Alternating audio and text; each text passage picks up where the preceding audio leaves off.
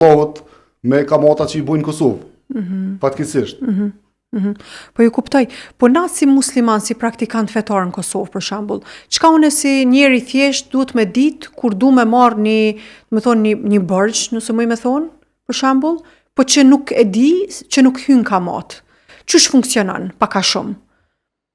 Po shitblerja në Islam është e lejuar. Domthonë kamata është ndaluar, por shitblerja është e lejuar.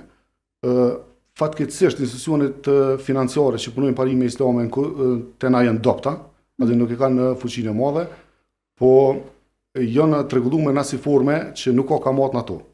Në ato institucione nuk ka kamat.